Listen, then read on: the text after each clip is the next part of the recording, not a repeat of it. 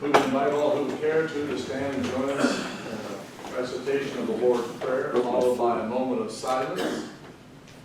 Our Father, who art in heaven, hallowed be thy name. Thy kingdom come, thy will be done, on earth as it is in heaven. Give us this day our daily bread, and forgive us our trespasses, as we forgive those who trespass against us. And lead us not into temptation, but deliver us from evil. For thine is the kingdom, and the power, and the glory forever. Amen.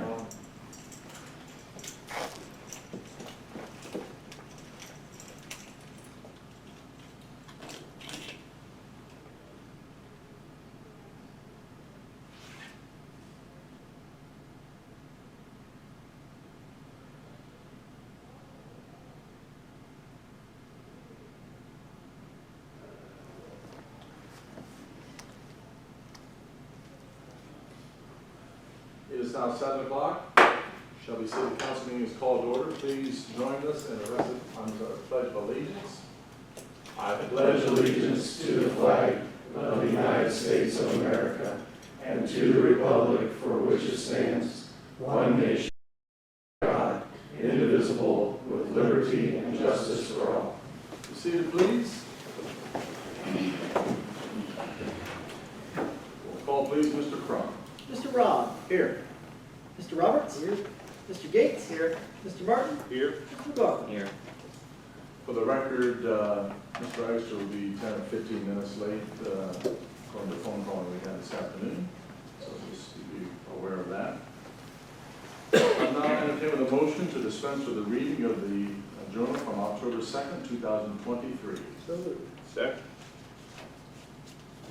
We have a motion by Mr. Roberts and a second by Mr. Martin to dispense with the reading of the journal from October 2nd, 2023. Discussion. Roll call, please. Mr. Roberts. Yay. Mr. Gates. Yay. Mr. Martin. Yay. Mr. McLaughlin. Yay. Mr. Robb. Yay. That motion passes. We now come to the time for public comment, and we do have two names on the agenda for public comment. Ms. Coles is planning on being here this evening from Richland County Children's Services to speak on behalf of our levy, and then Ms. Jessica Gribben is here, our Economic Development Manager. But perhaps if anyone wants to speak before they come for their planned presentations, you may come to the podium, state your name and address, and make your address to council. My name is South Anthony Hull. I live at 10 Summit Street in Shelby, Ohio. The government no longer provides for the welfare or even the care of their God-given liberties. This is no government. This is a sickness and a disease, and you are a symptom. From time immemorial, powerful people have sold their power for more power. I am no commodity. I am no citizen of Shelby because I am not your denizen. I'm an American with God-given liberties, one of which is a fair trial with all pertinent evidence. The level of tyranny and collusion that I've witnessed is astonishing. That's to say the least. Should I just stay quiet and let you kill me, like you were paid to do? After terrorizing me, setting me up, and letting Darrell Hall try to kill me, finishing that job is next. In jail or in out of jail, it was all up to you. So I told everybody, and now you no longer enjoy anonymity. Your actions and motives are known by even the FBI. I will have a fair trial, or you will have to kill me. I will have my Second Amendment rights returned to me, or you will have to kill me. And I will be compensated for all that you have been paid to steal from me, or you will have to kill me. Thank you for your attention. Thank you, sir. Is there any other public comment for council this evening? Ms. Gribben, I believe you're on that.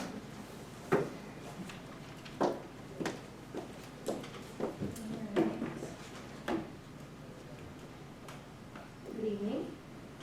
I gave most of this presentation, parts of this presentation, last week at our leadership meeting, which is a countywide meeting that the chamber holds that brings together elected officials, business leaders across the county And they wanted an update on Shelby, so I thought I'd bring that same update to you guys tonight. And I tried to make this one, I think the mayor said, when we started Municipal Momentum, a picture's worth 1,000 words, and so I went with pictures this time to do an update. So, as you can see, the beginning picture is the arch, which we are also glad to have downtown.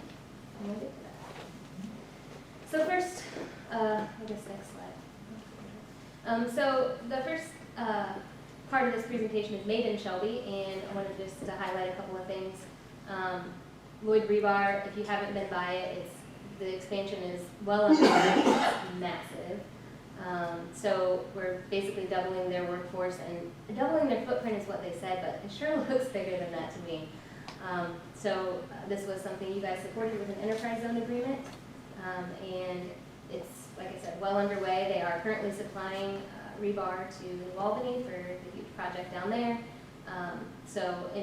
As they are ramping up to produce more and bend more bar, this extension, like I said, is well underway. The bottom right there is a crane that they had put in to help move the rebar. Again, it's massive. It's got like a brick foundation, which is, I never thought a crane could be beautiful, but I think it kind of is. So, next slide. Also made in Shelby. This is Black Fork Brewing, and it's actually, these pictures are like a couple weeks old and they're already out of date. They actually have soft opened at this point, so you could stop in. Their hours, they just posted, I think it's like Tuesday through Saturday, 2 to 10. And so they've kind of soft opened. We will do a grand opening and ribbon cutting on the 27th of this month at 4 o'clock, so I hope to see you all there if you're able to join. And I'll send out an invitation for that. But super excited. His ambitious goal was to start in March and finish up in September, and he started in April and finished up in October. So it's fantastic to see this addition. Hopefully, the plan is, and we can go to the next slide. The plan is to have Mama's in that far left corner before the end of the year, and hopefully have the building down as well before the end of the year. So that's going to be a huge difference on that corner as you're driving into town. That's Gary's son there. I can't remember his name. I don't know if you guys remember. Andy, yes, Andy. He's their master brewer, so he's been making the different kinds of beers, and they probably had about 9 on tap when I was there. And they're all a little bit different, so you can go in and try something different each time. They did have Shelby Grinders make their logo sign, which is another company just outside of the city limits, but looks really sharp. So that's Black Fork Brewing. Some more celebrations that we had this year, Marvin Memorial Library and the Bert Davis Outreach Mobile. So that van, they got a generous donation of money to the library to purchase that van. They are able to take books to folks who can't get out to the library and deliver them to them, as well as do things with schools and things like that. Troy Baker Edward Jones, if you haven't seen his office from the outside, it's phenomenal on Main Street, complete remodel. He also flood-proofed the building. Looks really great, and the inside matches the outside. It's just as nice. So we did a ribbon cutting for him. Hayden's here tonight. We celebrated Richland Source kind of having a focus on Shelby in the northern part of the county. That has already proven extremely helpful in just getting our story out there. So things like I'm doing tonight, talking to you guys, they're doing on a regular basis as well, and just pushing more of that positive momentum out into the rest of the county and beyond. So excited to be working with them. Next slide. Some other things we celebrated, Ace Handyman Services opened at the Ace Hardware, so you can actually contract by the hour for handyman services with them and have a reputable person to go out to your home and do whatever odds and ends you might need done. The Nail Nook also opened just off of Main Street on High School Avenue, and they offer full service nail salon services. 419 Barbershop, this one was a long time in the making. Damien had looked for space in Shelby. He was familiar with Shelby, liked the community, wanted to open a shop here. He does have a couple of other shops, one in Mansfield and one in Ashland. It took a little while to find the right space, but he did, and he's right on Main Street, and it's a super nice shop. You should stop in. The girls that work there are super nice, and they take walk-ins, but they will also do appointments. And then Life is Sweet Cakery and Nicole and Company, that was a fun ribbon cutting because it was celebrating a brand new business, which is typically what ribbon cuttings are doing, but we also got to celebrate the fact that Nicole and Company has had her salon on Mansfield Avenue in Shelby for 25 years, which is a long time for a business like that to be in one location and be successful. So super excited for that one as well. Next slide. Okay, so those are all things made in Shelby. How are we making Shelby? What are we doing to make this community an awesome place? And there's a ton of things on here. So we did put new signage out at the reservoir. That was a project John worked on. Helps make that space a little more interesting. Talking about adding some signage on the walking trail as well. So just making that, it's a beautiful spot to walk already, but just trying to make that a little bit nicer. Tree City USA, we did celebrate 40 years last year. Was it last year? Oh, this year, sorry, this year, yeah, that makes more sense. So there was lots of pomp and circumstance that went with that. It was a lot of fun. The Shade Tree Commission put a lot of effort into it, and they've got big things in the works, I think, going forward too. But 40 years of Tree City is pretty awesome for the city of Shelby. At the same time, we renewed our very first time for Bee City. So we are a Tree City as well as a Bee City, and we had an awesome project that happened with Blue Scope, formerly Mill Iron, where they planted a pollinator field in one of our parks in conjunction with the Parks Department. It was a great joint effort. Their workers came out and did all the planting and put up great signs, and just kind of a feather in our cap for Bee City. And then our pickleball courts just finally recently got finished. They look really, really nice, and pickleball is, I'm told, the hottest thing. So between pickleball and disc golf, like, what else could you want to do? You have it all here. Bicycle Days was again a success, and in spite of the challenges of the park not being finished, which we all had hoped it would be, it was still a wonderful event. Tons of people, lots of excitement around what was to come for the next years as well. Go to the next slide. And then, of course, the arch. So, of course, it was a cold and stormy day in Shelby when the arch went up, finally went up. Just like a lot of things with this project, it's all been on a timeline that we didn't plan necessarily, but we did get some folks from Arsenal Middle to come out. They were the sponsor for the arch, and kind of come out and see it done, and we took their picture beside it. As you know, the arch was originally, the concept, I guess, was from when the 2B had put up an arch to test doing stoplights on an arch instead of on a pole. So that didn't take off for whatever reason, but they were kind enough to sponsor a new arch over the streets of Shelby. So, and I think if you go to the next slide, that's a black and white of it since I had a color one in the beginning, but it makes a huge difference. And even seeing it in renderings versus driving under it, I think that really, I don't know, was the icing on the cake of the streetscape project. So if you go to the next slide, it's lit up at night, even more cool. And now the park is actually lit up at night too, so when you leave tonight, take a look. It looks pretty amazing. Lights make a huge difference to everything. Next slide. Here's just some more things that have happened. Adding the icons and the banners and the planting. The Flower Girls knocked it out of the park, planting those giant planters down in the park. We're going to hope to add some more of those to Main Street over the next year.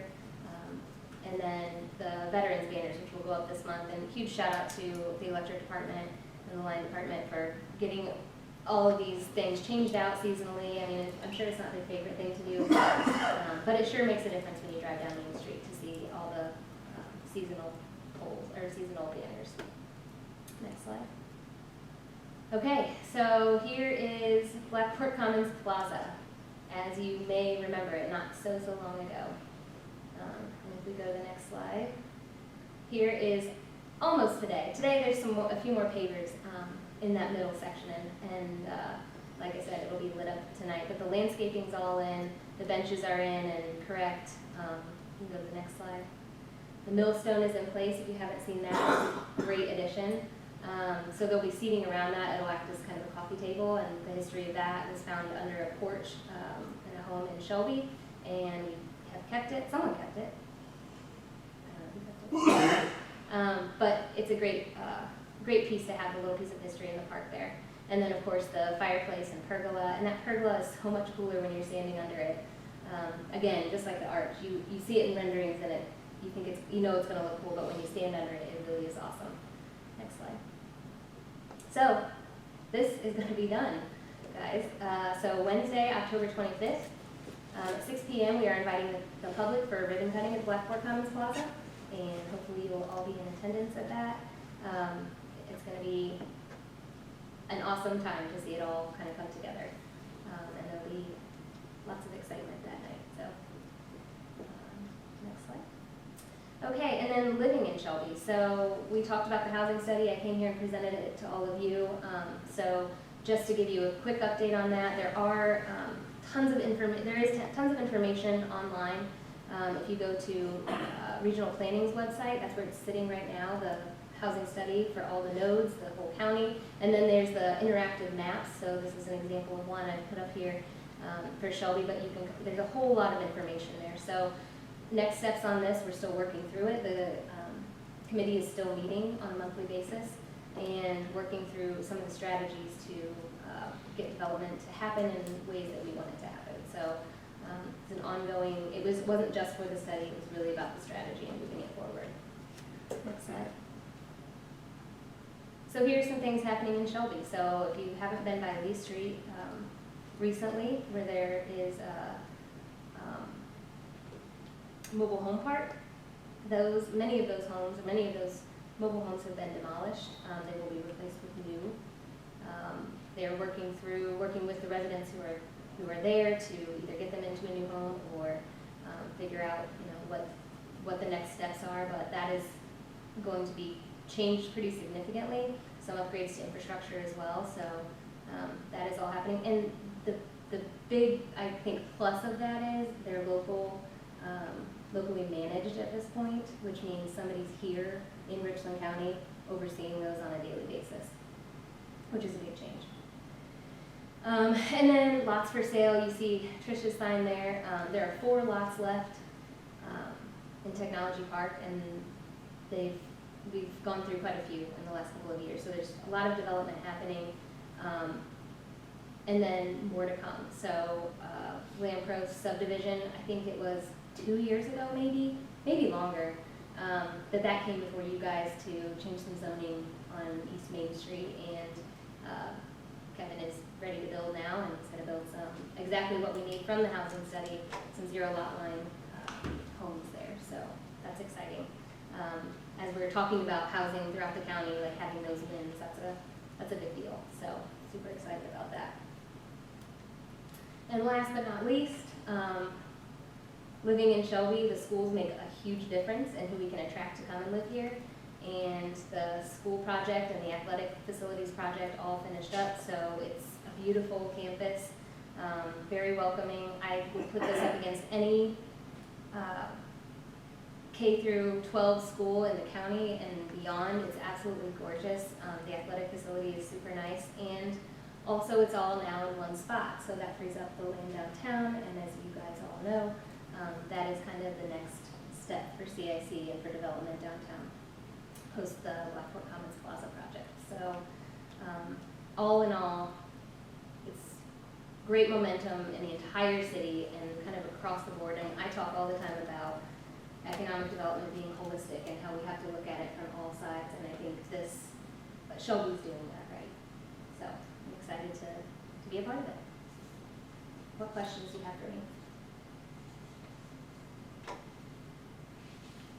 Mr. Grimes. More of a comment, the millstone she was referring to, that was found in a house on Central Avenue when we tore down the houses for mitigation. It's the first one to the south of that actual park, so we kept that out of our substation and cleaned it up and then put it into the design, so.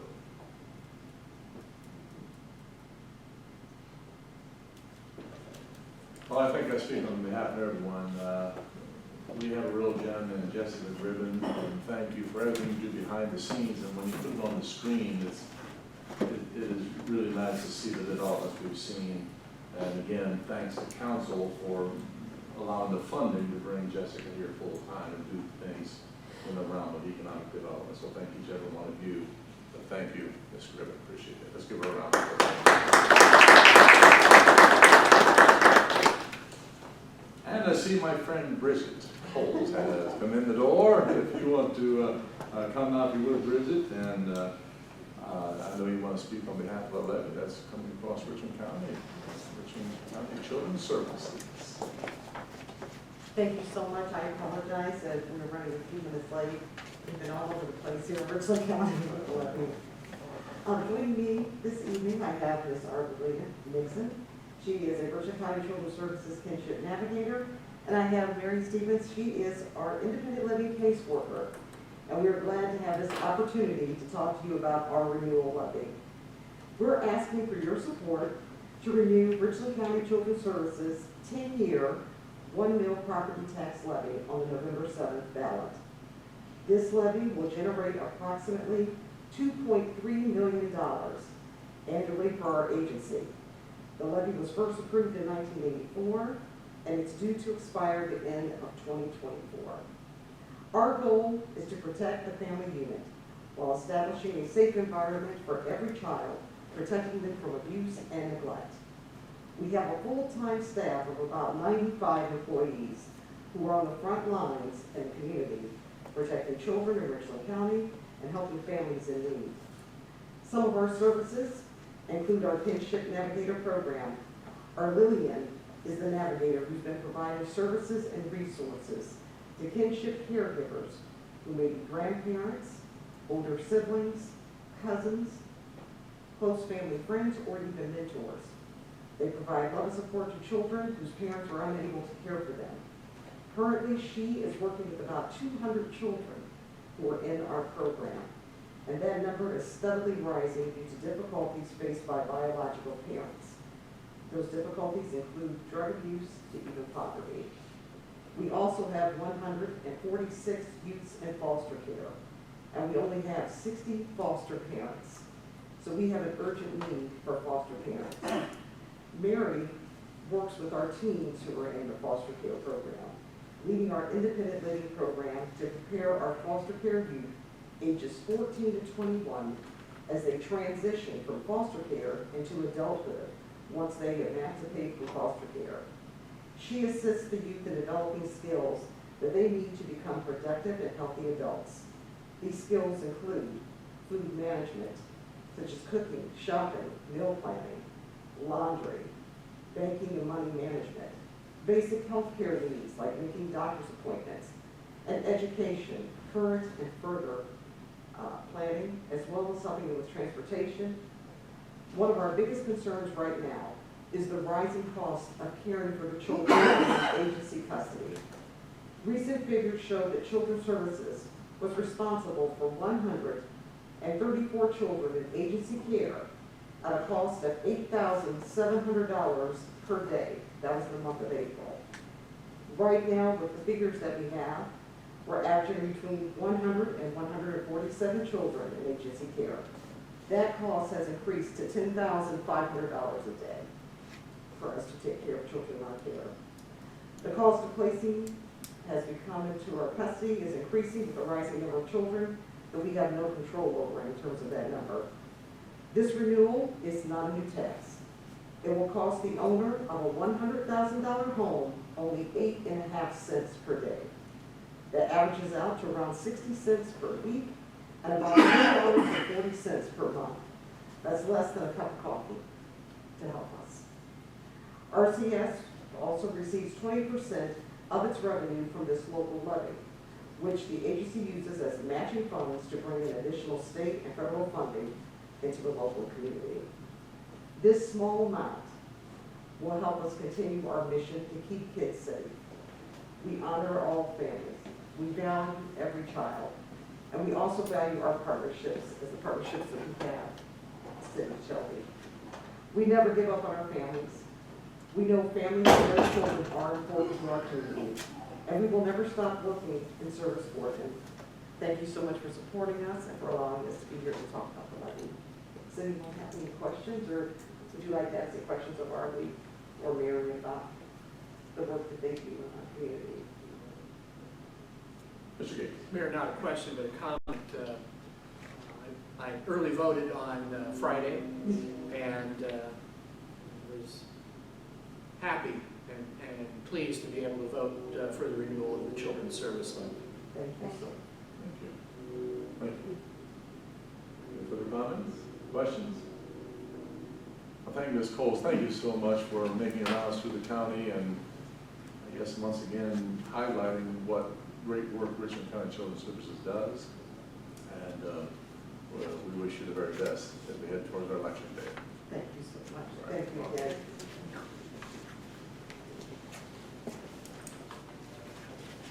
All right. Any other public comment? All right, let's move forward then to reports from standing and special committees. We'll move to the Finance and Personnel Committee. Councilman Davis. Mayor, thank you. The committee met on Friday afternoon. We reviewed the packet provided by the finance director.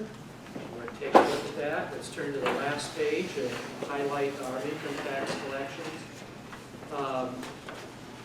For September, we had received a little under $4 million cumulative for the calendar year. The finance director shared his thought that, quote, it's going to be real close, unquote, to hit the $5 million figure.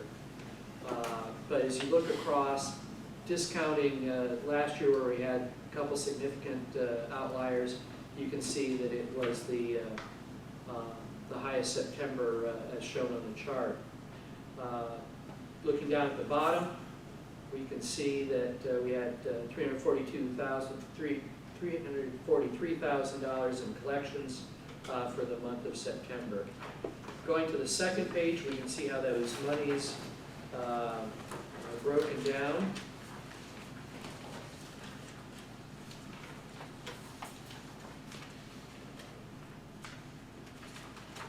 The individual tax, $924,000.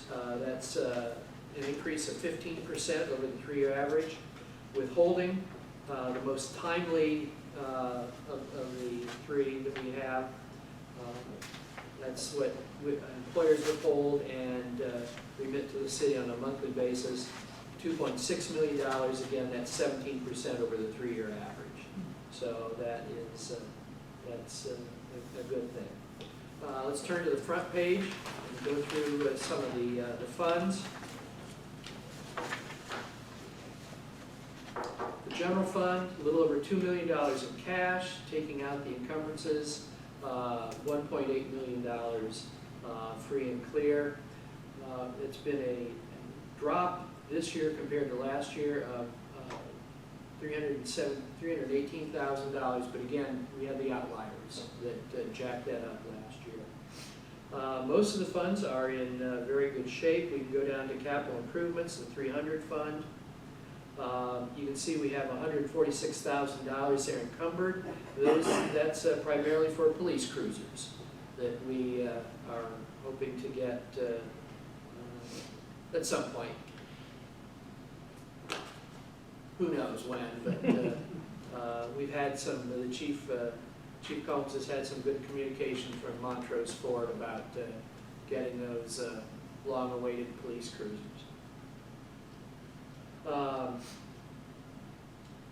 Streets, alleys, and catch basins, $353. We've got $95,000 free and clear.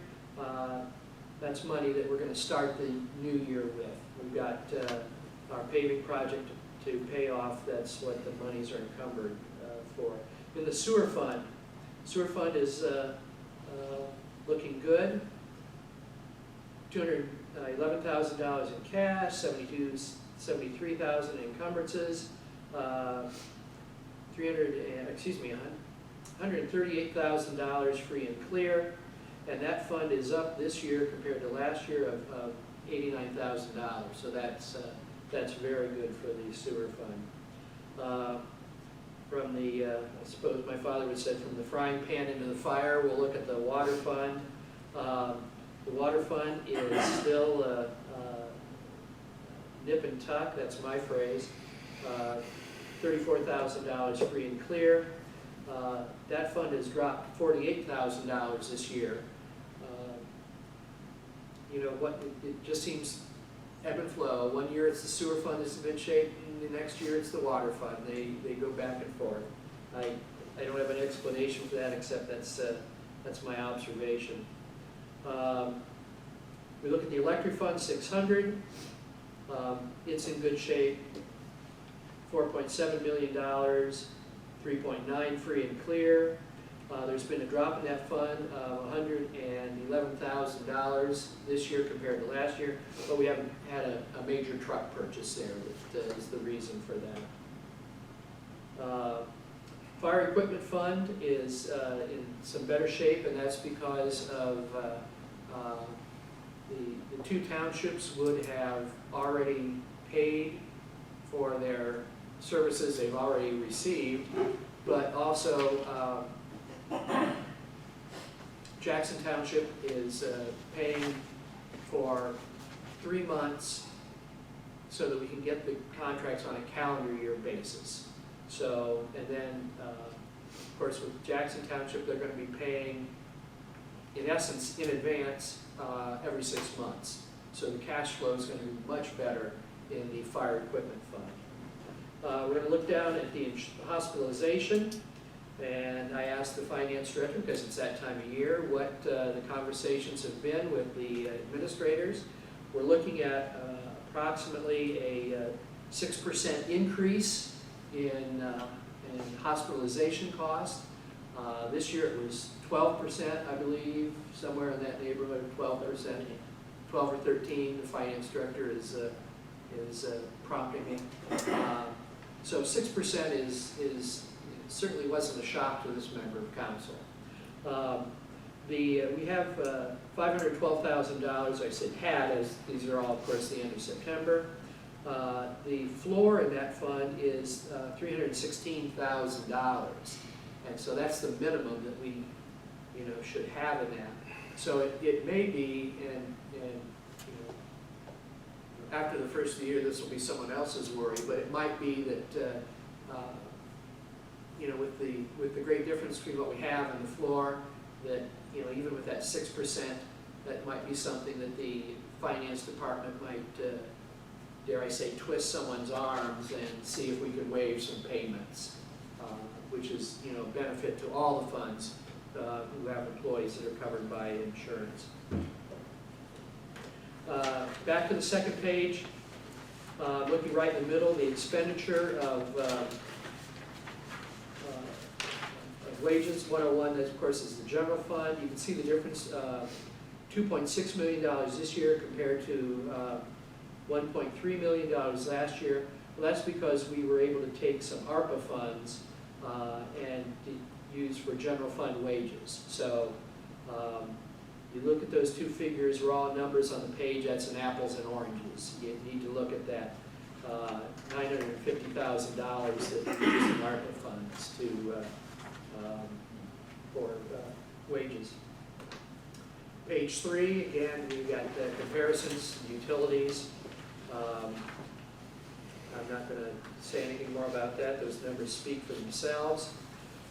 Looking at the cash investment reconciliation statement, Finance Director mentioned, or the Deputy Finance Director, we're moving more funds into better interest-bearing venues. So if we look at the third column from the right, it has CDARs at the top. That used to just say CDs. CDARs are, as was explained, they are CDs for government entities. I'm not sure what the difference is between my CDs and the city CDs, but that's what was explained.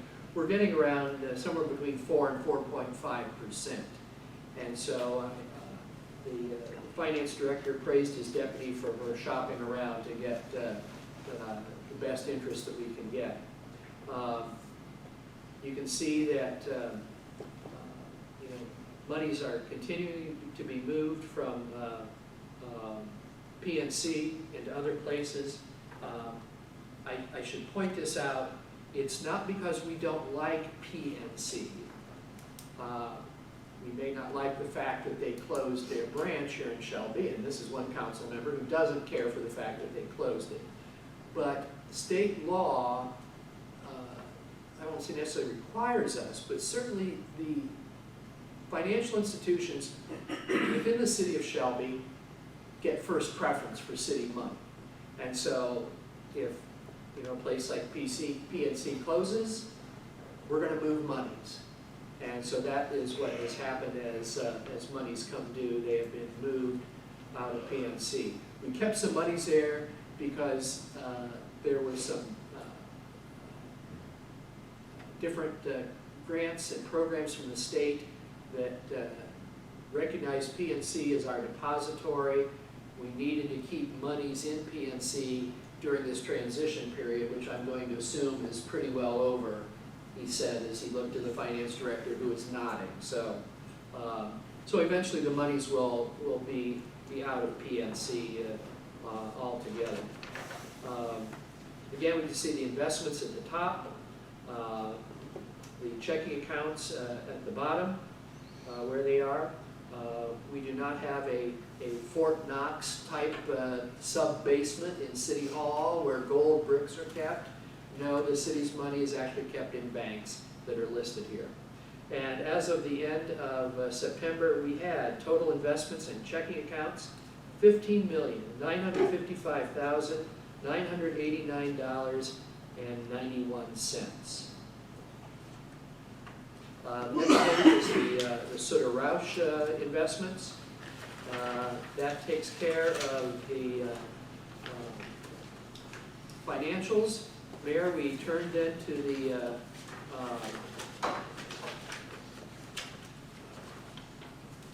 more personnel matters regarding concern for the line items for personnel costs in the fire department. It was mentioned that you, the finance director and deputy finance director, met with Chief Thompson, and looking at the numbers and predicting it's going to be very close. The deputy finance director is more pessimistic, that was her phrase, not mine, when we consider sick leave, holidays, vacation, and longevity. So there may well be a supplemental appropriations. We're looking at the first meeting in December. Of course, we want to prevent, to the greatest extent we can, a special council meeting between the holidays. We've been very good in avoiding that, and I hope that can continue. Finance director commented on some items with the audit. You'll recall I gave some homework assignments when we reviewed this state audit, primarily the IT issues that are in process. Pass those off to our IT provider, and they are going through those items and certainly will address those.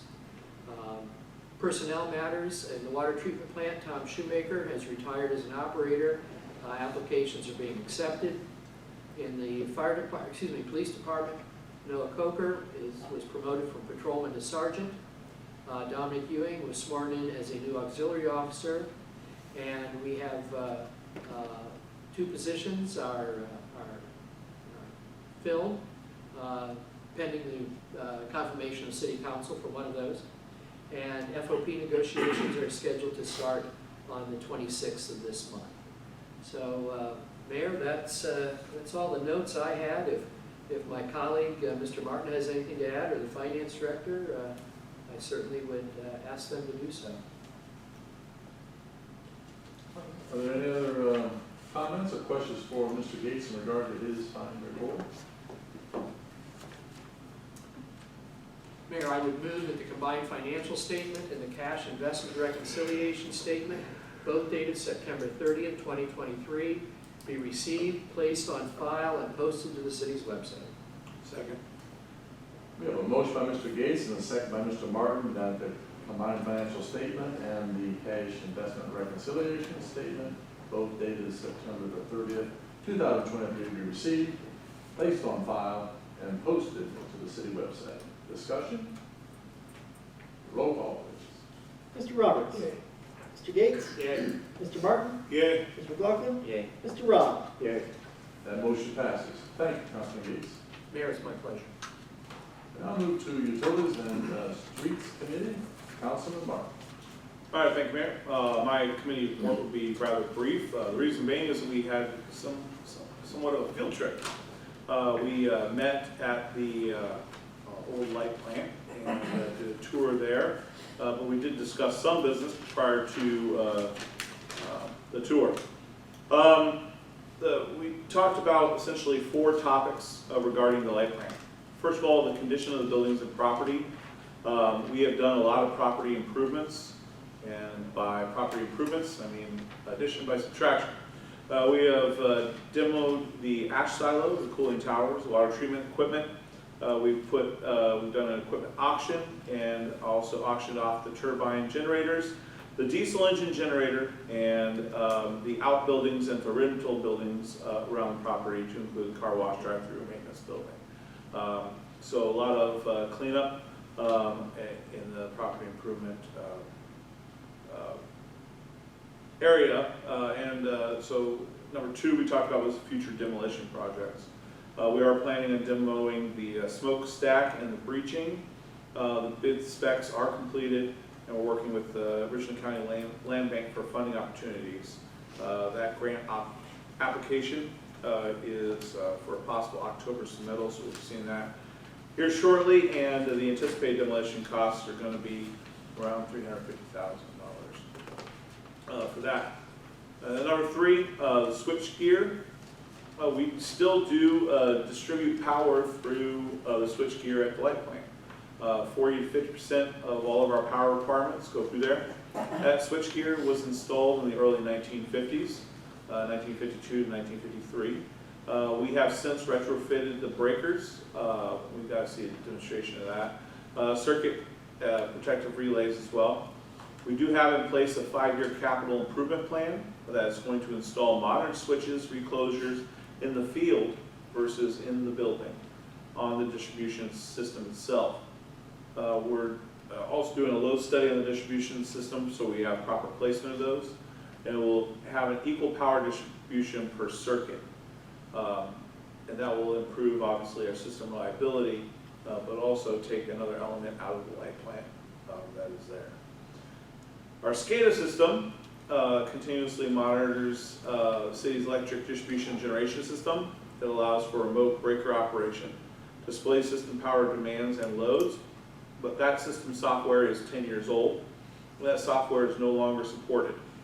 So under the 2024 capital improvement plan, we're going to be spending approximately $70,000 in moving that SCADA system and updating the SCADA system, and that will be coming out of the light plant as well.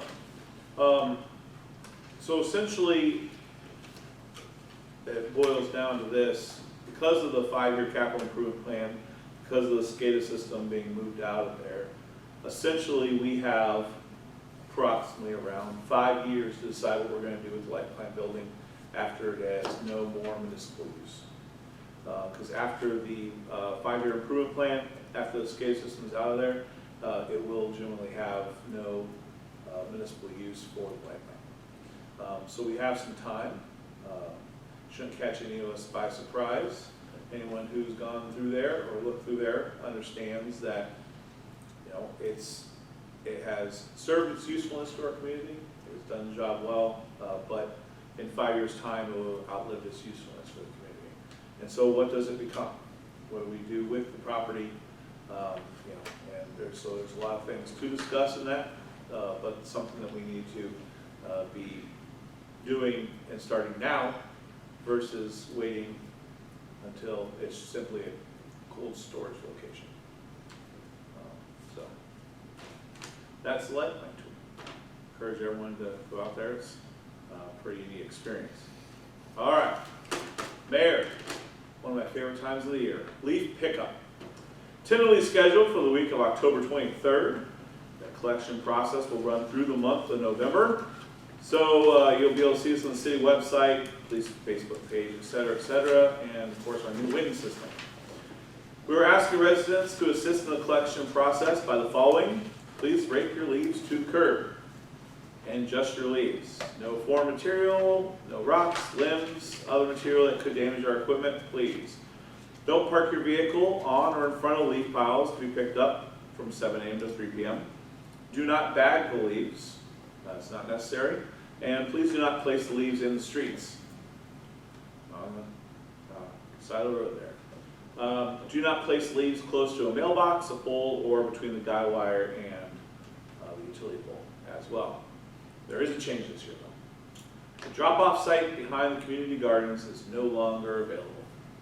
So you can't drop off your leaves. We were having a lot of problem with foreign materials, litter, large tree branches being thrown in there. So that is no longer an option for as long as I can remember. That's how far back it goes, but that's no longer an option. So rake your leaves to the curb. This is a great service that we do for the community, so you don't have to worry about bagging them up and throwing them away or disposing them in wherever. It's a great service, so get them to the curb. And there you go. Mayor, that's my report. Mr. Martin? That was pretty brief. Are there any comments or questions for Mr. Martin in regard to his report? Mr. Gates? Just wanted to say the time touring the light plant was time well spent, and I want to thank Mr. Ensman and his staff for arranging it. Yes, sir. We did, at our superintendent's meeting, Mr. Shepherd did say if for some reason the leaves seem to come down earlier than usual, they may be able to start a little bit earlier than the projected date, but that is the date for pickup. We'll see how things develop. Thank you. Appreciate it. We also have the safety committee met, and Councilman Roberts, you have a report. Thank you, sir. Safety committee met on October 4th. Fire news, we learned that March grant will be available to apply for soon. I think Mr. Gates and I both agreed to sponsor that. Fire levy signs were being placed around town, and flyers were being printed. So we'll get those flyers and stuff ready out in the utility bills and other, no? Mail direct. Okay, directly mail, all right. So be looking for those. Of course, the study campaign is very important to help fund our fire department. So we ask that you vote yes for that. Squad 33 had been put in use. The last council meeting, we all got a chance to climb around it, look inside, and I see it all over the place. It's being used well. So that's all with the fire department. Police news, civil service met and qualified 2 dispatcher candidates. One position is open, so the vetting process has begun for those 2 candidates. Mel Coker had the best score and was awarded the sergeant's position, so that opens up an officer position, and so that vetting process will also come soon too. Chief Combs talked about the Montrose 4 deal, as Mr. Gates talked about. Apparently, Montrose 4 getting a delivery of police vehicles, and Chief Combs being one of the more patient people waiting for cruisers, got to one of the first calls, and so we will get 3 of those cruisers some point. And one part of the jail is open, the surveillance cameras are running. That's my report. Thank you, Councilman Roberts. Are there any comments or questions for Mr. Roberts in regard to his report? I do believe, Chief, if I remember talking to one of our captains, that those mailers are supposed to be in the mail Thursday or Friday. I'm thinking that they'll be get in the mail Thursday or Friday. He was researching when I talked to him, but. Yeah, he came to City Hall, so that was the word he got. So hopefully, those will be here by the end of the weekend. And then they also mentioned that they're planning on some Facebook, sponsored Facebook advertising as well.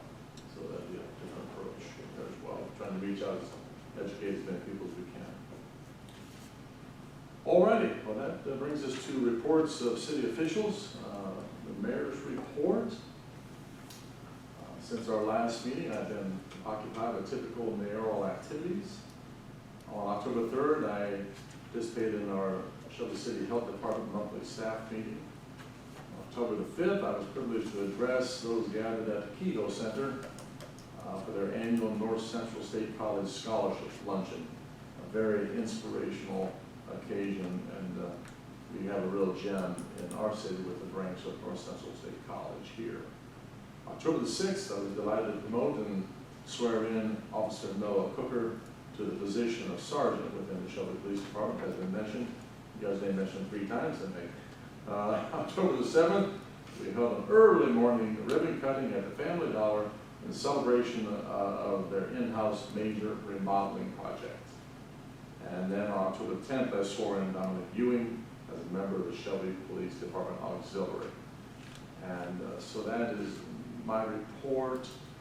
Other than that, we do have on the agenda 2 motions to confirm, but I will defer to Councilman Gates on the need for confirmation or the lack thereof for the first candidate. Mr. Gates. Mayor, the question came up at some personnel committee about the one appointment for the administrative professional. The question I had was whether this position was classified or unclassified. Only unclassified positions, people nominated for an unclassified position need council confirmation. Your homework assignment was to check in the job description, and you showed me this evening that the position of administrative professional is a classified position. Therefore, council need not and cannot take any action on that. However, the position of Director of Nursing, Health Education is an unclassified position. Therefore, I move to confirm the appointment of Lisa Kilgore to the position of Director of Nursing, Health Education. Second. We have a motion by Mr. Gates and a second by Mr. Roberts to confirm the appointment of Lisa Kilgore to the position of Director of Nursing, Health Education. Discussion?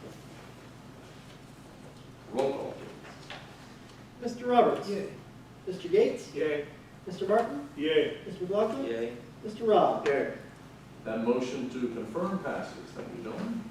Are there any questions for me in regard to my reports? If not, we'll move forward then to Mr. Crum, Director of Finance. Thank you, sir. Councilman Gates really covered just about everything quite well. Thank you very much. The only thing I would like to add was today is the tax deadline for extended tax returns.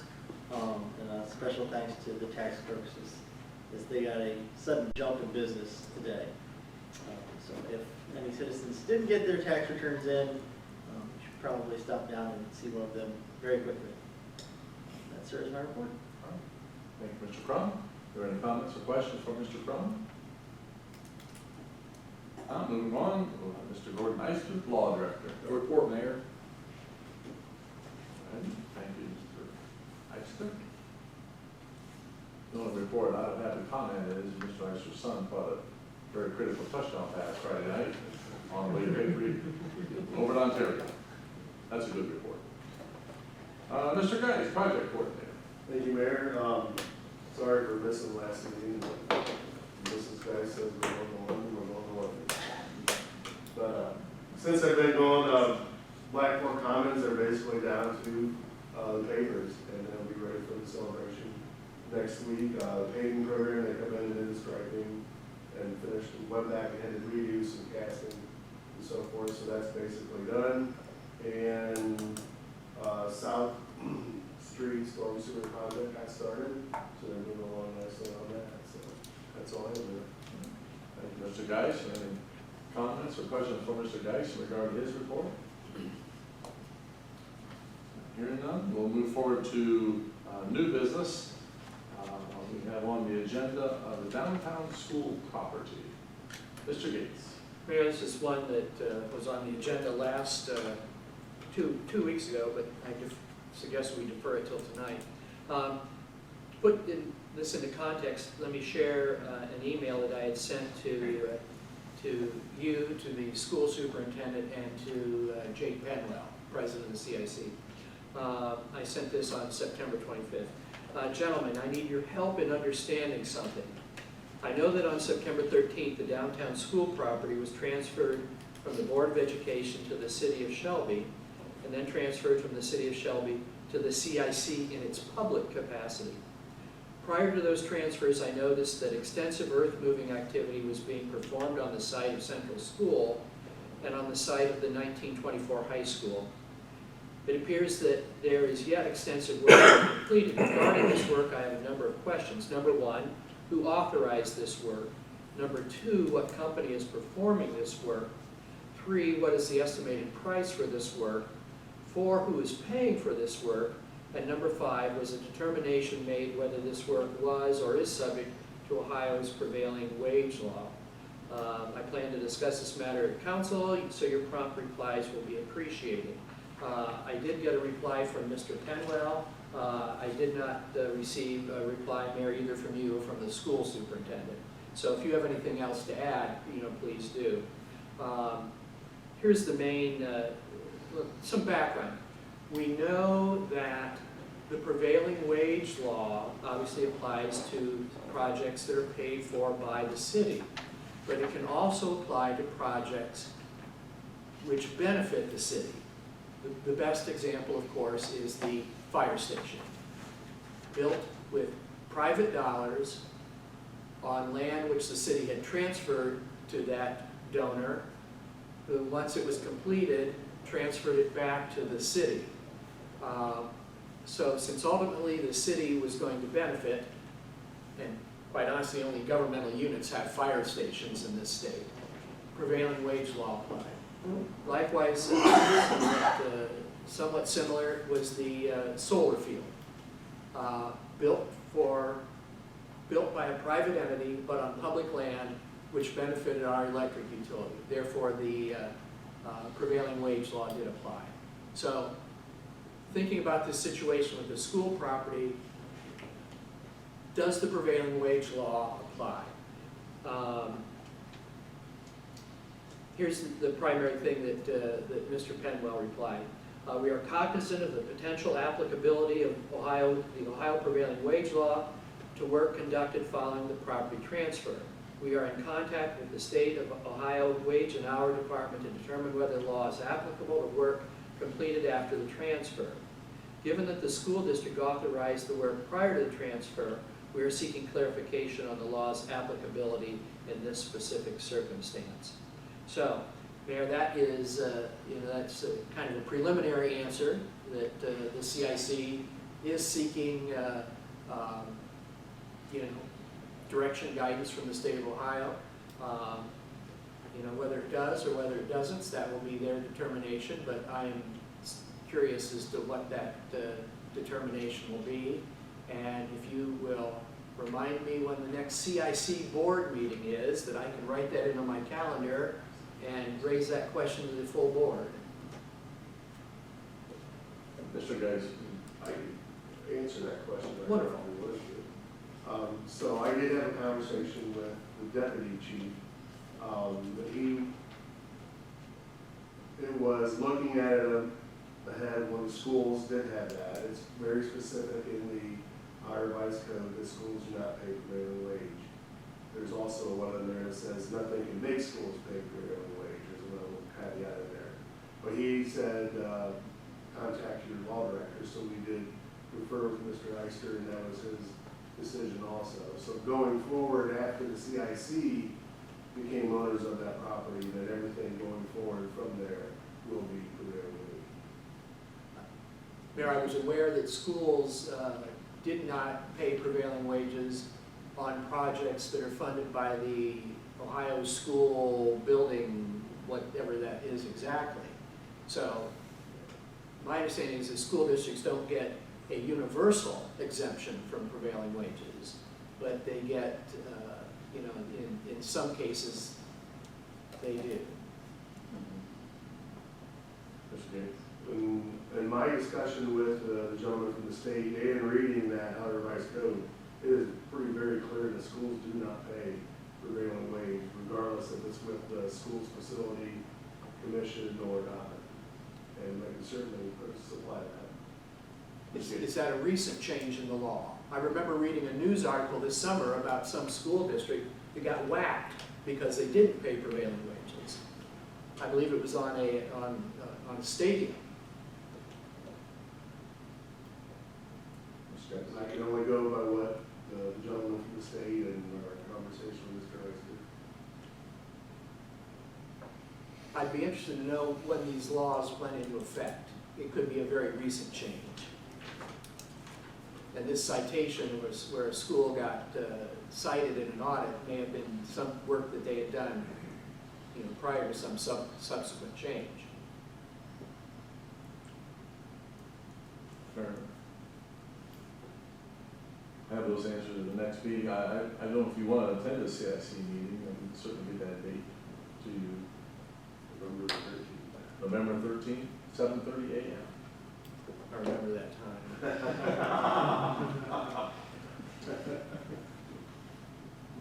November 13th, 7:30 a.m. Wonderful, thank you. All right, thank you. Any other new business? Move forward then to unfinished business.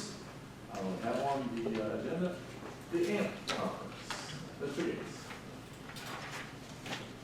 Mayor, of course, I attended the AMP conference and brought back the safety award, which I presented, and deferred the rest of my report. I have multiple pages of handwritten notes, but I'm going to focus on only but one portion at the risk of sounding like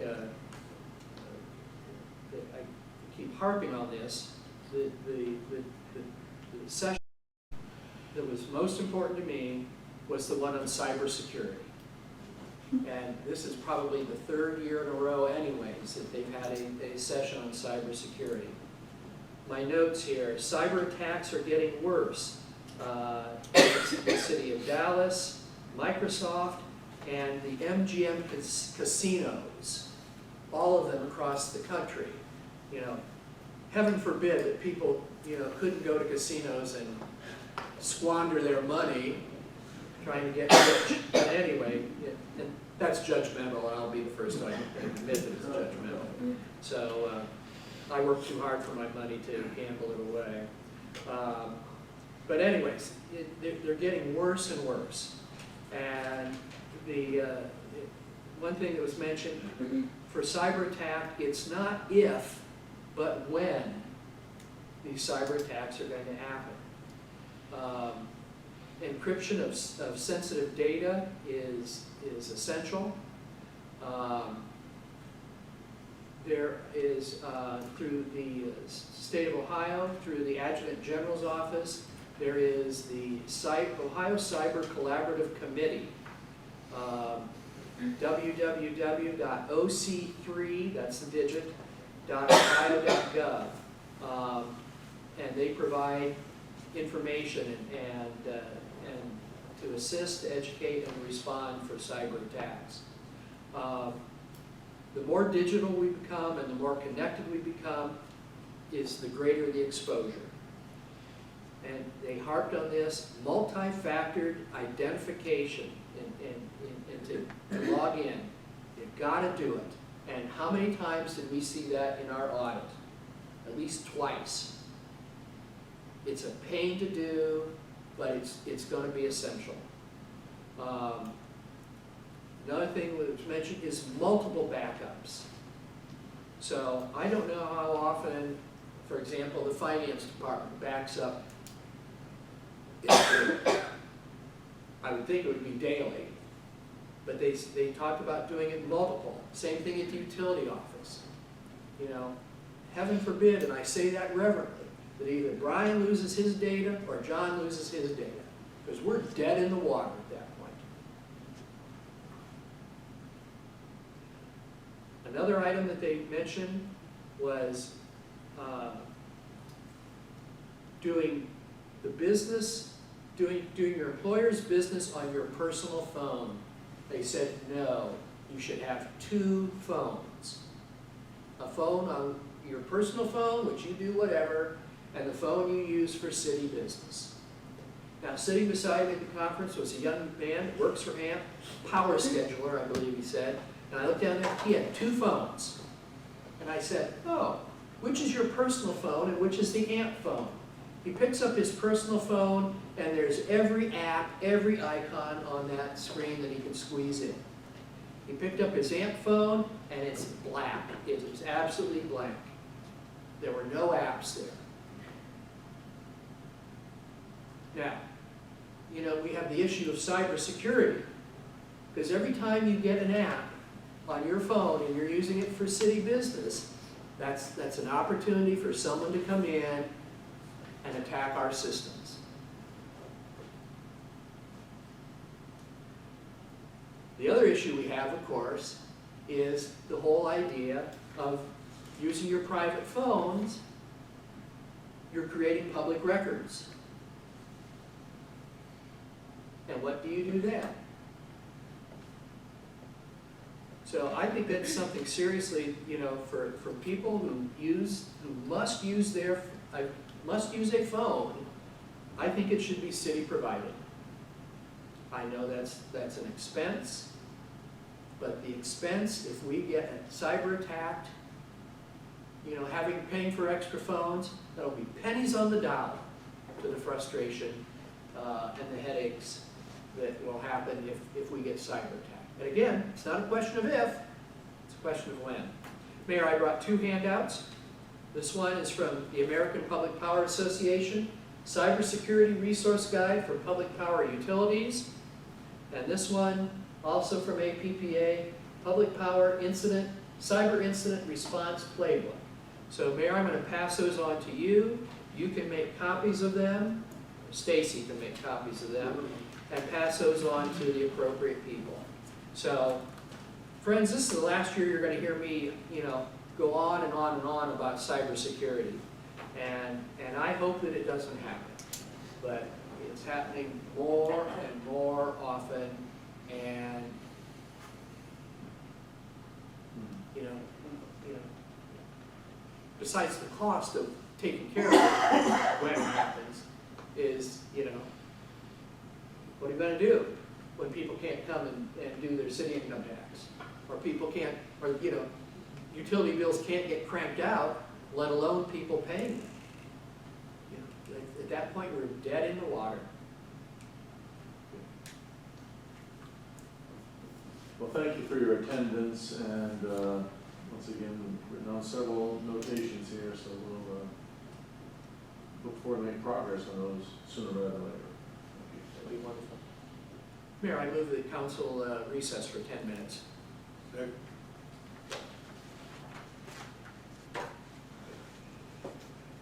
We have a motion by Mr. Gates and a second by Mr. Martin that we recess for 10 minutes. Discussion.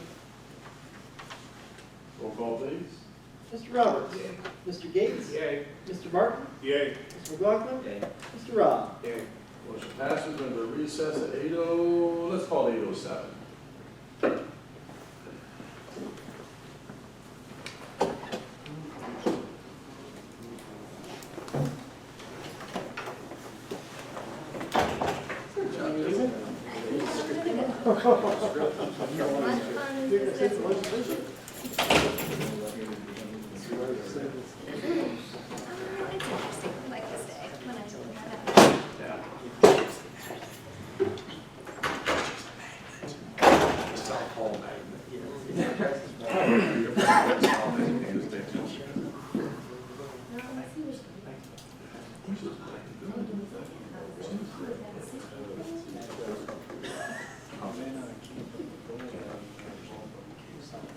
There you go.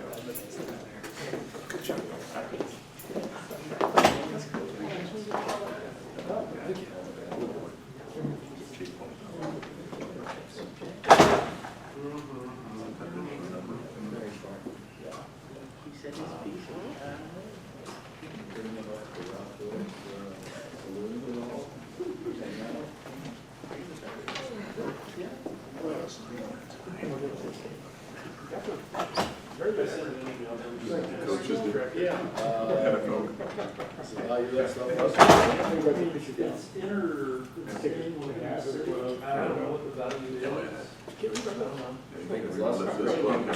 As you wish, so I'd say you think it's worth less than $1,000. What if I said it was $1,200? Yeah.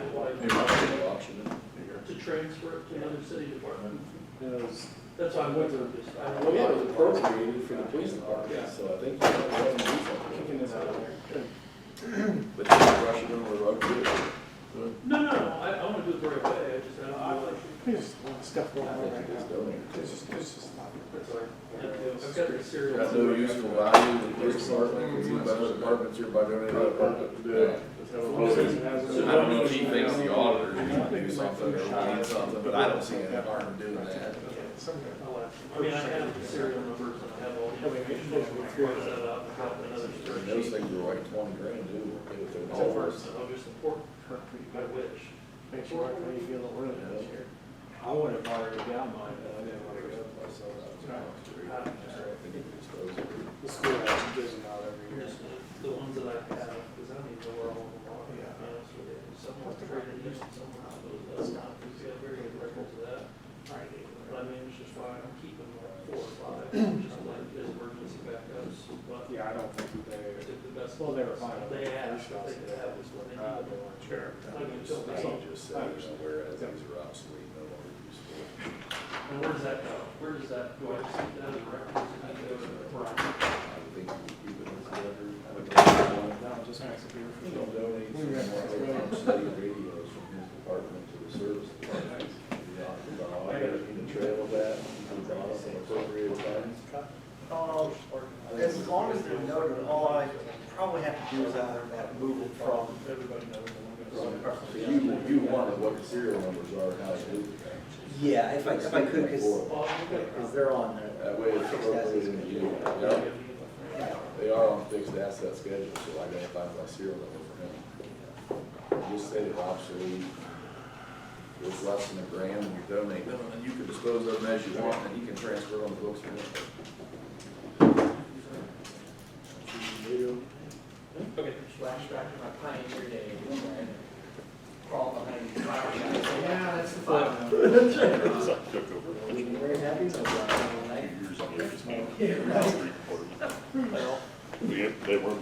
not working. I don't know why they keep wanting those radios. Because they destroy them and then just use another one.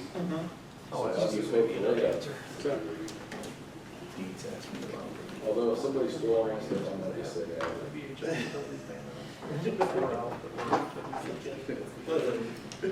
You can take over it's yours. You get through, kind of taking up all this real estate.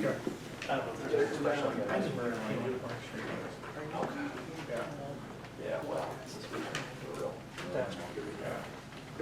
But yeah, we can do that. We can talk about it. It's kind of like the security.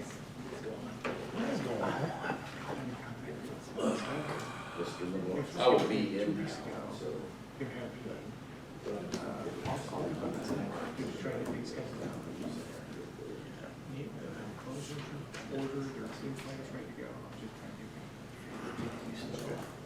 I was thinking about that today. I was gonna ask you about it. Yeah. I mean, I'm okay with doing it in the spring, but it's gotta be done. Wow. Yeah. It's ridiculous. Do it. Well, gentlemen, it's not quite been 10 minutes, but if everyone's in agreement, we go back into session. Is that all right with everyone? Are you ready, Mr. Crum? Yes, sir. Back into session at 8:12. Mr. Crum. Amended ordinance number 25, 2023. Amending section 1064.02, types of watercraft permitted on Shelby City Reservoir number 3, hours. Section 1064.03, boating rules for Shelby City Reservoir number 3. Section 1064.04, posting rules. Section 1064.10, personal offenses. And section 1064.13, fishing regulations. And enacting section 1064.17, types of watercraft permitted on Shelby City Reservoir number 2, hours. And section 1064.18, boating rules for Shelby City Reservoir number 2. in chapter 1064, city reservoirs of the codified ordinances of the city of Shelby, Ohio. Move to second reading. Second. We have a motion by Mr. Roberts and a second by Mr. Gates for the second reading of amendment ordinance number 25, 2023. Discussion. Mr. Gates? I'll defer to Mr. Roberts. Thank you. Mr. Roberts? I have notes from a parent meeting that took place with the mayor, chief of police, and Mr. Ensman. And so I would like to offer an amendment, move to amend in this way. If you're looking at the front page of this ordinance, all the way at the bottom where it's right under 1064.03A, I would like to strike. So it will start with all watercraft shall be registered with the city of Shelby, and then after that strike, and a decal of registration property affixed to any watercraft, that will be stricken. And then it will follow on before launching watercraft onto the water. Would you repeat that again? Yes, sir. You're striking, Striking the words "and a decal of registration property affixed to any watercraft." That part of that sentence will be stricken. so, oh, is there a second? Then we can. Well, I've got a bunch. Oh, I've got a lot here. That's just, there's way more than that. okay. Ready to move on? Yes, Ms. Gates. A question here, if this is very detailed, are there copies of this available for everyone? This was in my packet. I don't know if anybody else got a copy. We could probably make copies if we have anything. I was given a copy, but I didn't have it in my stack. How many you want? Three, four, five. Five, Chief. In the meantime, Mr. Martin. So I was just gonna say, if we could kind of not, could we just handle this one as an amendment, and then, I know Mr. Gates wanted to speak while we're waiting on copies, and then we can probably handle the other amendments in a more judicious manner. Oh, This, okay, basically a division of the question, so if we keep going. Not really, we just, How many? right now, we just have this one thing. This one. Yeah, so I second this motion to amend this little striking. How many do you have total? 1, 2, there's some strikes and some additions to 1,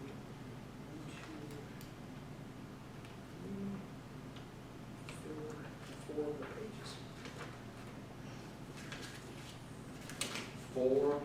It's fairly significant. It's fairly simple. We'll walk our way down through this. I was gonna amend it all as one bulk. But if we need to split it up, that's okay with me also.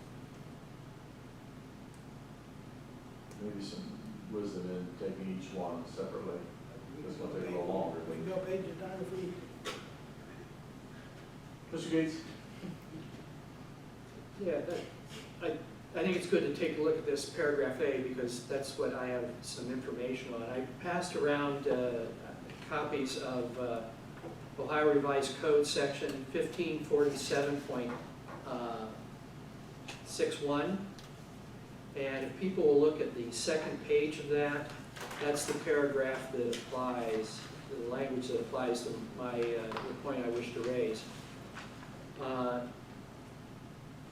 This is pretty clear. And this has to deal with this doctrine of preemption that I raised at the last council meeting.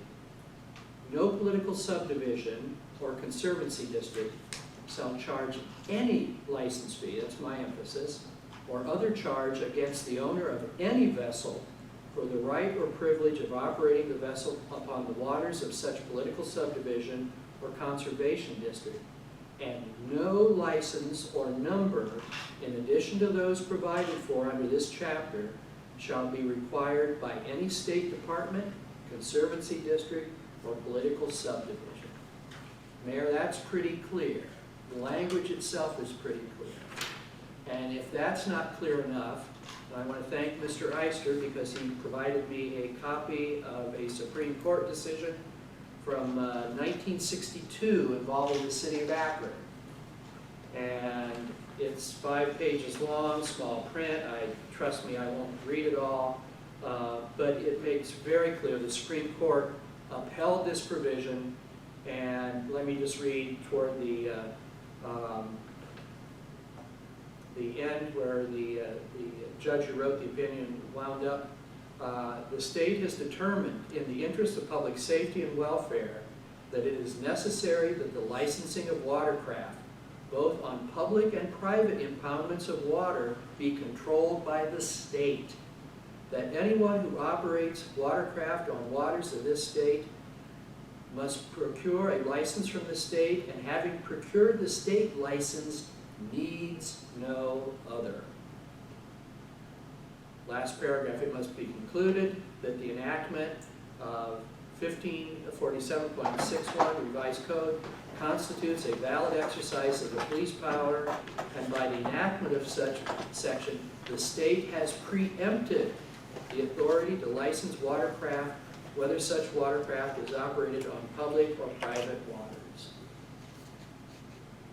So, you know, what is in here twice regarding Reservoir 3 and Reservoir number 2,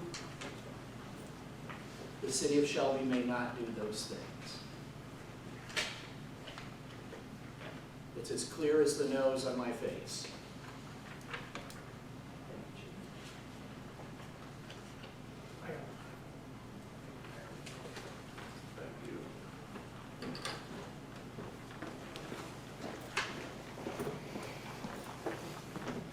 Mayor, I'm happy to provide copies of this for my colleagues if they want to read the whole Supreme Court decision. I'll pass that on to the clerk and he can do that. Ask that the original be returned to me. Again, thank Mr. Eister for that information. Mr. Rob. In light of that information, I would like to, if I could, withdraw my first amendment and offer another amendment for this first page. Actually, for letter A, we would like to strike all of, I looked over at Mr. Hensman and he was mouthing it, we would strike all of paragraph A.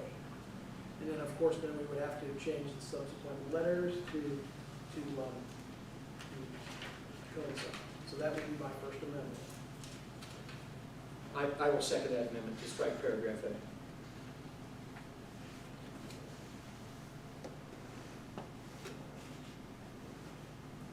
So, when we get it on the floor for discussion, we have a motion by Mr. Roberts and a second by Mr. Gates to strike paragraph A. Point of clarification. Yes, sir. Are we striking paragraph A only in 1064.03, or is the amendment also striking paragraph A in 1064.18? If I would be allowed to add that to it, yes, we will have to strike it for the other one also. 1064.18A also will be stricken in this situation.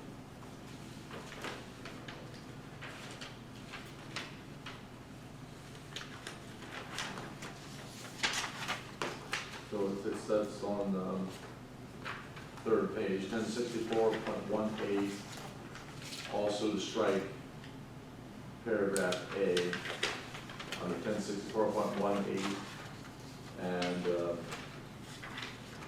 then re-lettering the subsequent Those paragraphs. two are identical, just for Yes. both different resolutions.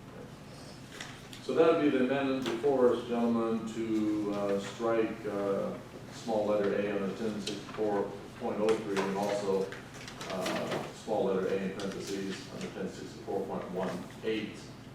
Both of those, the paragraph A. Clearly understood? Discussion on that motion to amend? Roll call, please. Mr. Roberts? Yay. Mr. Gates? Yay. Mr. Martin? Yay. Mr. McLaughlin? Yay. Mr. Rob? Yay. That motion to amend passes. Mr. Roberts? Yes, so we will start with, we'll go to 1064.10. Flip the page, it comes all the way down to letter I. And there is that, make sure here. Okay, yeah, the letter I, where it starts out going onto ice. If you go about halfway through, we'll start with Director of Public Safety from the city, which shall be obtained.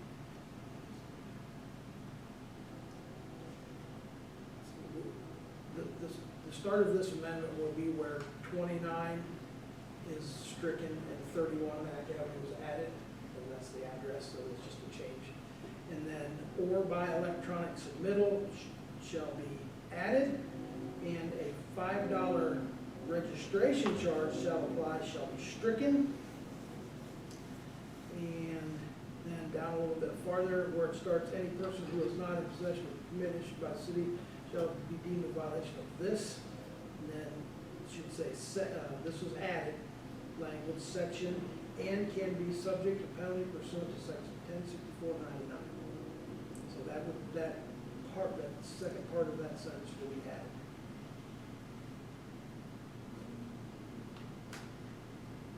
Is there a second? Second. We have a motion by Mr. Roberts and a second by Mr. Martin on 1064.04, I'm sorry, 10, and then letter I, going onto ice. And does everyone have a color-coded copy? I think if we all have it, I think it's pretty plain what, just as Mr. Roberts explained. You guys for record that don't have it. Sorry. I'll give you this one. Yeah, so sorry about that. Discussion. Mr. Gates. Mayor, could someone explain to me how what's described in this paragraph I, explain to me how it is not a fishing license? Because if it's a fishing license, we're running into the same issue of preemption. Mr. Martin. It's not a license to fish as much as it's a registration to go onto the ice. So it's a territorial agreement, so to speak. Be no different than if somebody gave an agreement to hunt on their land. That's not giving them a hunting license. Some of them still have to obtain the appropriate licenses to do that piece of it. But yet they still need permission to go on someone's land to actively hunt. So this is, it's a safety thing, obviously. You know, if the ice is too thin, you know, and we also want to be able to know, you know, there might be restriction, the ice isn't too thin, but we don't want 5,000 people out on the ice at the same time. So that would be the difference. It's a territorial trespassing license, so to speak, versus the actual license to actively subdue the fish. Okay. Mr. Gates. Mayor, that's helpful. I see the distinction here. It's not a distinction without a difference. Thank you. A question though, procedurally, how this is going to work. And I'm looking at the police chief at this point. You know, how will this process work? It talks about electronic submittal. What does that mean? You know, just how does this work? or how will it work? So I'm still in the process of getting more information, but our computer-aided dispatch and record management system vendor has added a section that is for free for registrations. It's wide open for registrations, and we can input information into a specific set of registrations and access that in the database. The concerns that I have are twofold. One, for safety. So if someone reports someone that might be missing or can't be found that has been on the ice, we have a place to start. If we have a group of people that litter or start fires or dump things into or on the ice or in the reservoir, we have a place to start. It's really for safety, sanitation. I think there's some concerns about, same with with fuel, spills in a water source and things of that nature. So for us, it's just an investigative place to start, so we know who has permission to be there and who does not, so that we know who is abiding by the rules and who is not. Mr. Gates? The other question is, and as litigious as our society is, if someone applies for and gets this permit, you know, through the police department and falls through the ice, how might they argue that, you know, you gave me this permit, the city issued me this permit, and therefore I assumed you wouldn't give me this permit unless it were safe for me to go out on the ice. You know, people will always look for some reason to come after the deep pockets. If I may, we discussed this briefly. This is not a permit, this is just a registration. So this is someone saying, I'm registering so that I can be, so that I know that I'm allowed and I know the rules for being on the ice. The electronic submission, we were working with our IT vendor so that we could put signage out there that displays exactly what the rules are and would allow people on the fly to make that registration by simply scanning a QR code. And then we would get that information, it would go into our registration database. I think that the idea was there would also be a waiver. If I'm not mistaken, we talked about having a waiver so that people that go out on the ice know that it's not necessarily a permit. It is a waiver that holds the city harmless for the activities. The city is just providing the space to fish and ice fish, but that they are personally responsible for their actions when they're on the ice. Mr. Gates? Mayor, the chief has twice said it's not a permit, but the language says, shall file for and obtain a permit. If I may just for a second, I suppose someone could file that permit in July. So if they get their ice fishing permit in July, it's up to that individual to determine whether the ice is safe or not. Well, I feel better knowing there's gonna be some sort of disclaimer on, you know, whatever screen pops up, and, you know, I know what caveat emptor means, I don't know what pescator emptor means, my poor Latin. I think the idea is, yes, it does say permit. I don't think, when I think of a permit, I think we're issuing someone a piece of paper that says that I'm able to be out here. We're not interested in charging a fee.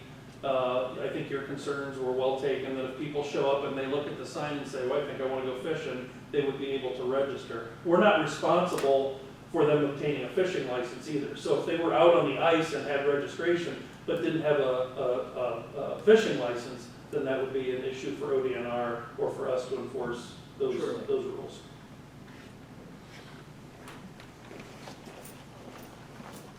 Any further discussion? This is, the motion is to amend section I, in parentheses, going on the ice as they are printed on the paper and color coordinated. Any further discussion? Mayor, do we see this twice in here? Do we?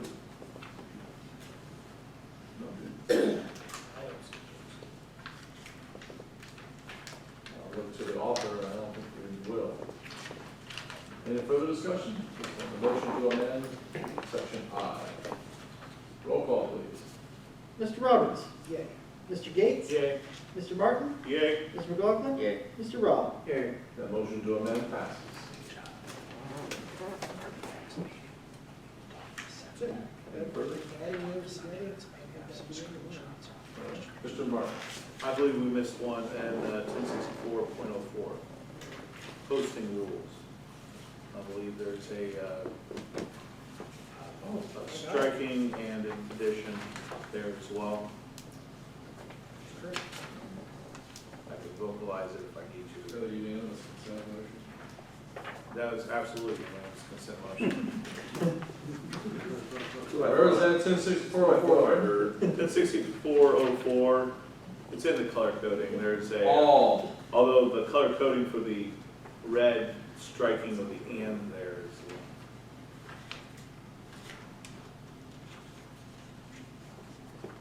But by unanimous consent, I would like to make that change. Actually, that's 1064, I'm still looking for it. It's not in the original legislation. Posting rules?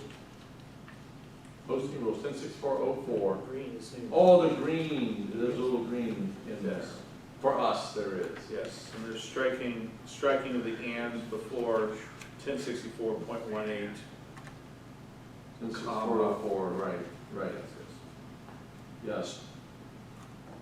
Sorry, and then 1064.18, and it's in green, 1064.99. Okay, I see it. Does everyone see that? Are there any objections to making that change by unanimous consent? Hearing none, that change will be made by unanimous consent in 1064.04. I'll leave it to this. All right. Are there any other amendments or discussion? Mr. Ister. You provided that handout to Mr. Crum on that case, Mr. Gates did for copying. I would just know while we're sitting here, I'll email it to all of you. Oh. Thank you. I'll take mine back. Wait, this is cute, this is that one. Oh, it's back. Okay, I believe we're ready to take a second reading vote on amended ordinance number 2523. Roll call, please. Mr. Roberts? Mr. Gates? Yeah. Mr. Martin? Yay. Mr. McLaughlin? Mr. Rob? Amended ordinance number 25, 2003 passes its second reading. Ordinance number 26, 2023, amending ordinance number 9, 2023, annual appropriations and declaring an emergency. I move that the rule requiring that an ordinance be read on 3 separate occasions be suspended. Second. We have a motion by Mr. Gates and a second by Mr. Martin that the rule requiring that an ordinance be read on 3 separate occasions be suspended. Discussion? Mr. Gates. The first item here is the 252. This on the motion to suspend? Oh, I'm sorry, my pardon. Okay, no problem. Any further discussion on the motion to suspend? Roll call, please. Mr. Roberts? Yay. Mr. Gates? Yay. Mr. Martin? Yay. Mr. McLaughlin? Mr. Rob? Yay. Motion to suspend passes. Move the ordinance be taken up and passed. Second. We have a motion by Mr. Gates and a second by Mr. Martin for the passage of ordinance number 26, 2023. Discussion. Mr. Gates. Mayor, this is the first item here, Fund 252, OHT. That is a dormant fund. We've not used it for a number of years, but this is where some monies coming in for the CHIP program need to be deposited and then paid out of.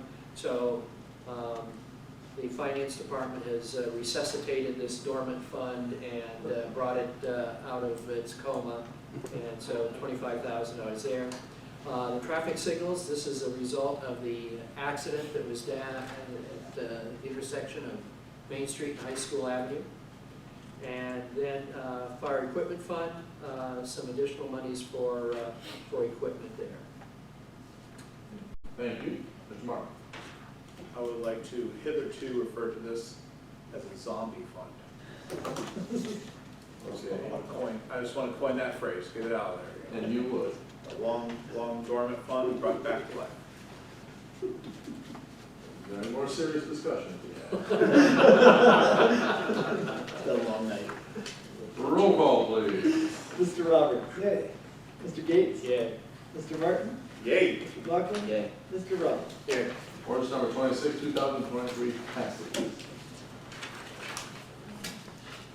Resolution number 46, 2023, authorizing the mayor as Director of Public Safety of the City of Shelby to apply for the fiscal year 24 Marks Multi-Agency Radio Communication System Grant from the Ohio Department of Commerce, Division of State Fire Marshal for Marks radio equipment fees and declaring an emergency. Move the resolution be taken up and passed. Second. Motion by Mr. Roberts and a second by Mr. Gates for the passage of Resolution 46, 2023. Discussion? Roll call, please. Mr. Roberts. Yay. Mr. Gates. Yay. Mr. Martin. Yay. Mr. McLaughlin. Mr. Rob. Resolution number 46, 2023 passes. Resolution number 47, 2023, authorizing the mayor as Director of Public Safety of the City of Shelby to apply for funding from the Ohio Department of Health for lead poisoning prevention and healthy homes education activities and declaring an emergency. Move the resolution be taken up and passed. Second. We have a motion by Mr. Roberts and a second by Mr. Martin for the passage of Resolution number 47, 2023.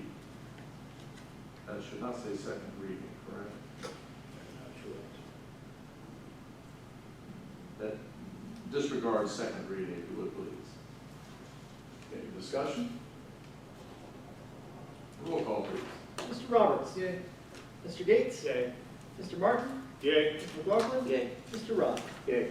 Resolution number 47, 2023 passes. Now come to miscellaneous business. Miscellaneous business to be brought before council this evening. Mr. Gates. Mayor, I think I did not see when trick or treat is scheduled. Mr. Martin. October 28th. I believe from 4 to 7. But I could be off. I think it's 4 to 6. 4 to 6. 27th, 4 to 6. 28th. 28th, 4 to 6. Right? Saturday the 28th. Yes. Saturday. Did I say the 27th? Saturday the 28th. It's been long. Saturday, the 28th, 4 to 6. 4 to 6. Any other Preceded by the Halloween parade, don't forget that. Yes. Mr. Gates. Mayor, I move council adjourn. Second. We have a motion by Mr. Gates and a second by Mr. Martin for adjournment. Roll call, please. Mr. Roberts. Yay. Mr. Gates. Yay. Mr. Martin. Yay. Mr. McLaughlin. Yay. Mr. Rob. Yay.